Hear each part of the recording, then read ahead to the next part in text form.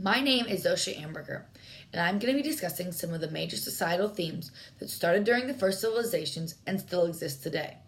A civilization is a complex society of settled agricultural peoples or nomadic pastoral peoples, which use their agricultural and nomadic practices to maintain a growing population. Two themes that started during the first civilizations are patriarchy and power from education. I have power in gaining political and maintaining political and social power through being educated, and I lack power in the realm of patriarchy, especially in the workforce and STEM-related jobs. I have the ability to be educated, which can be seen is in leading to political and social power throughout history. In China, under the rule of Qin Shi Huangdi and the religion of Confucianism, a bureaucracy was created that revolved around the civil service exam, a test that determined who could become part of the bureaucracy and or move into a higher social class. What determined who could be part of the bureaucracy was the civil service exam, which was a test that if you were educated, you could pass. Mostly the wealthy people could pass this test because they could afford education. But if you were able to get a good education, you could pass this test and gain political and social power.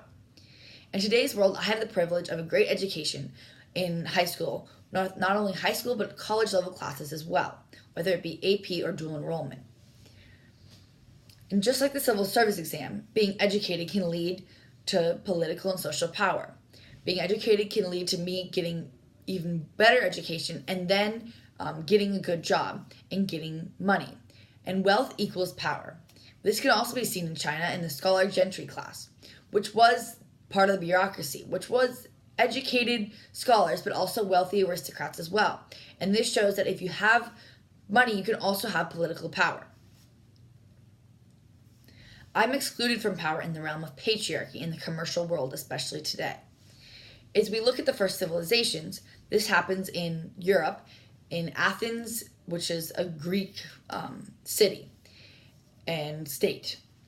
Men had a more public role in Athens, participating in more political and social activities.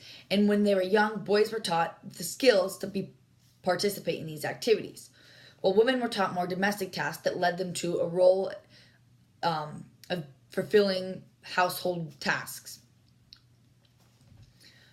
Today, this can be seen in the encouragement of boys and girls starting at a young age to pursue STEM-related jobs. STEM stands for science, technology, engineering, and math. So these jobs are science-related jobs, such as being an engineer or working in any field of scientific advancement. Boys are often more encouraged to be part of these classes. When I was young, I used to take extracurricular science classes, and I was one of only a few girls. I can change this, however. I can change this by volunteering at the C Center and encouraging young girls to pursue paths of STEM classes and STEM jobs, especially marine biology. At the C Center, I often try to make an extra effort to find things that girls can get interested in, whether it be touching a new animal they've never seen before, or learning something new every time they leave. This small amount of learning can help someone become interested, even at a young age, and then lead to far in the future pursuing a job and a path in that career. I would mostly focus on marine science related careers because that is where I volunteer and what I'm working in right now as a volunteer. And I really try to push the learning of the new material that can help someone get encouraged and motivated to study it more, even just as looking it up as when they're little. So first civilizations demonstrate social trends that persist today through patriarchy and the power of education. I have power in the ability to be educated, gaining wealth, and then gaining power.